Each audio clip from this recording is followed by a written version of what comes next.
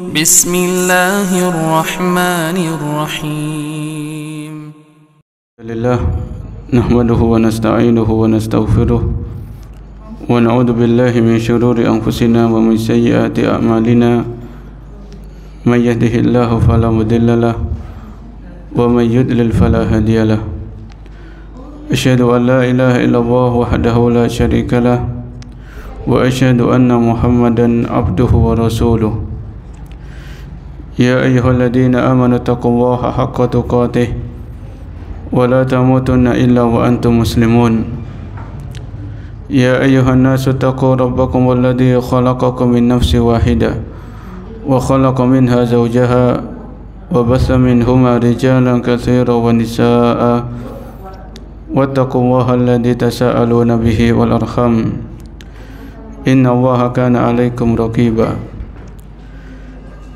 يا أيها الذين آمنوا اتقوا الله وقولوا قولا سديدا يصلح لكم أعمالكم ويغفر لكم ذنوبكم ومن يطع الله ورسوله فقد فاز فوزا عظيما أما بعد فإن أصدق الحديث كتاب الله وخير الهدى هدى النبي صلى الله عليه وسلم وشر الأمور محدثاتها وكل محدثة بدعة wa kullu bid'atin dhalalah wa kullu dhalalatin finnar.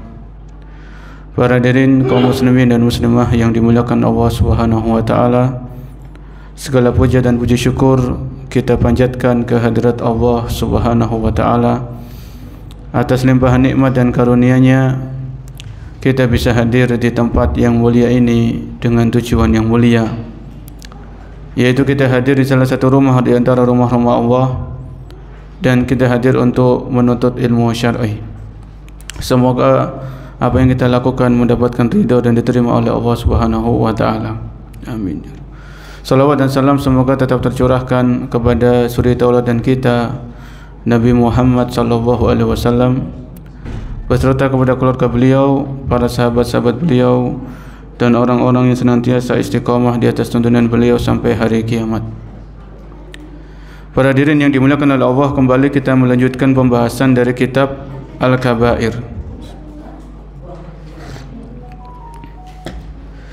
yaitu kitab yang membahas tentang dosa-dosa besar. Sebuah kitab yang ditulis atau disusun oleh Al-Imam Ad-Dhahabi, semoga Allah merahmati beliau. Pada kesempatan pagi hari ini kita akan melanjutkan pembahasan dosa besar yang ke-29, ya, Al-Kabiratu Tasi'atu wal Ishrun.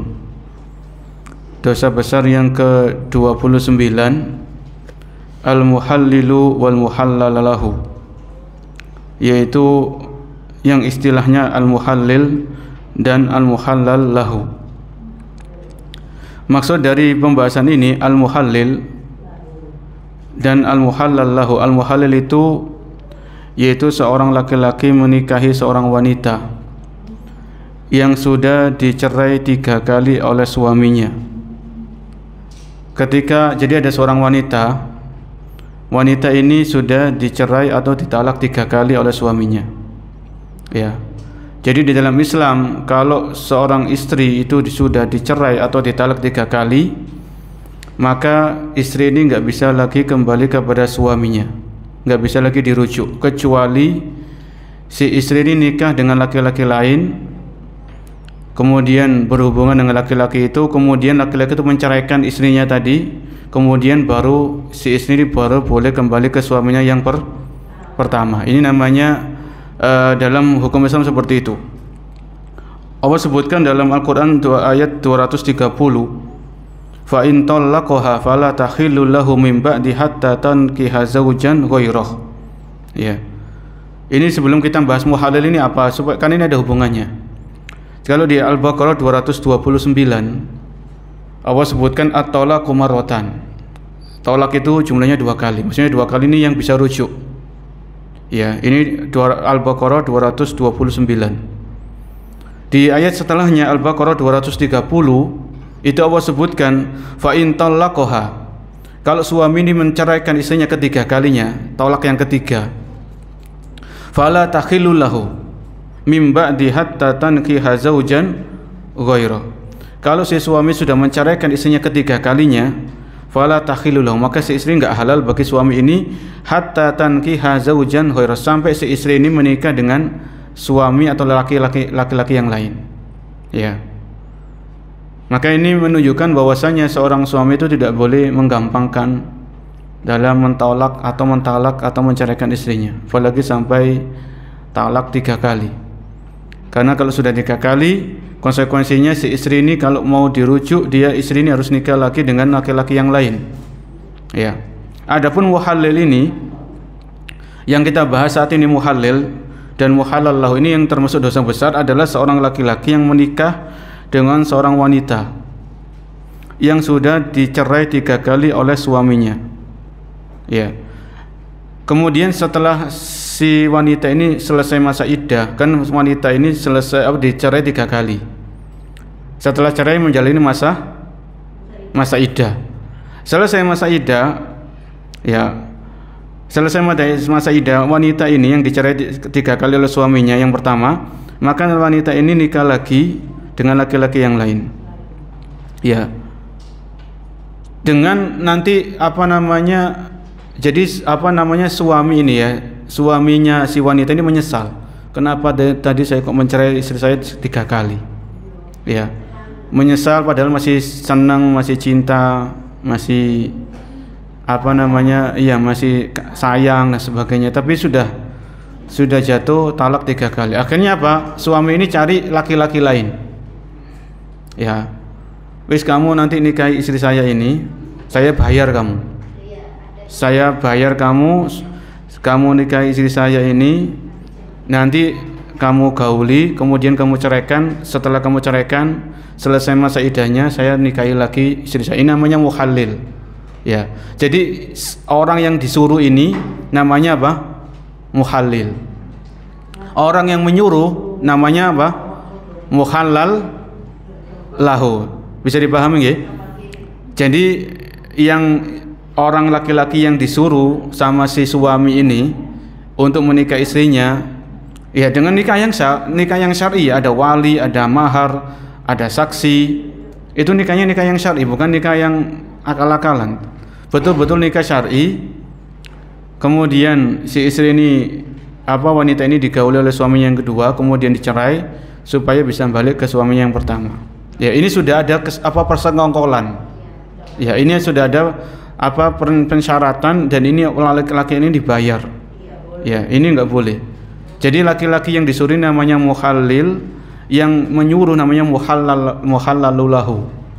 Ya, dua-duanya dilaknat. Marilah kita simak apa yang dibawakan oleh Imam Madhabi dalam kitab beliau ini.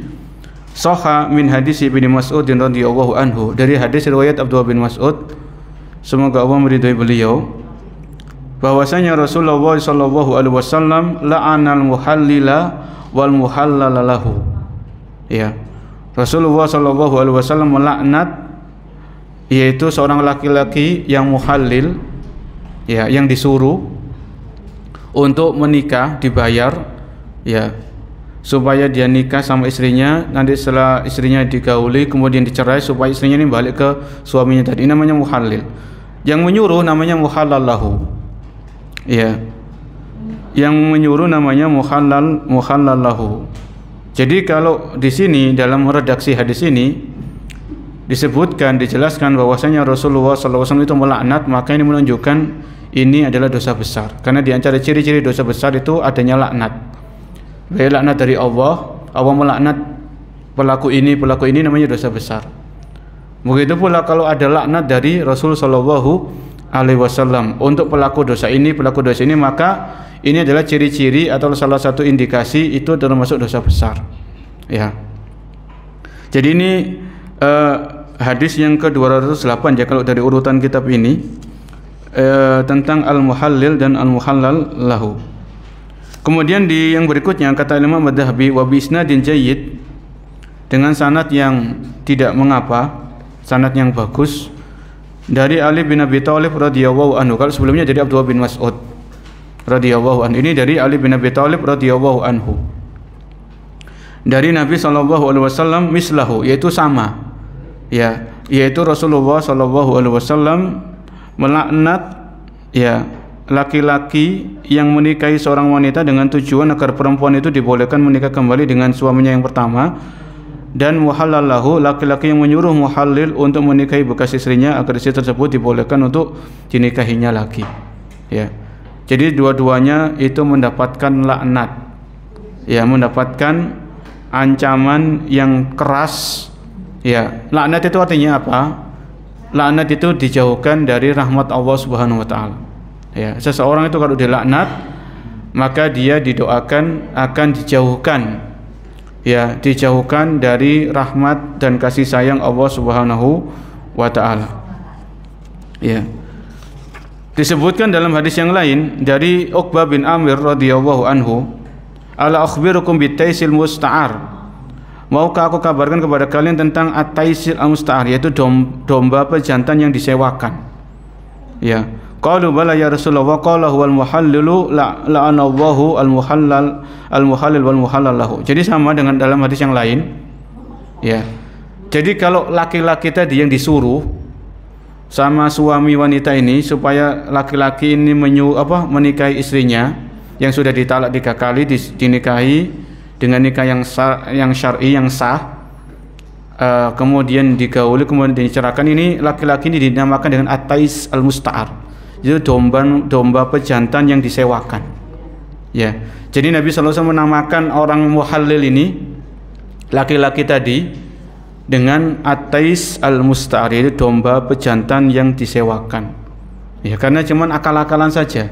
Ya, jadi laki-laki ini jadikan alat, ya, supaya suami ini nanti bisa rujuk kepada istrinya yang diceraikan sebanyak 3 kali tadi. Ya, ini dosa besar yang ke-29, ya, 29.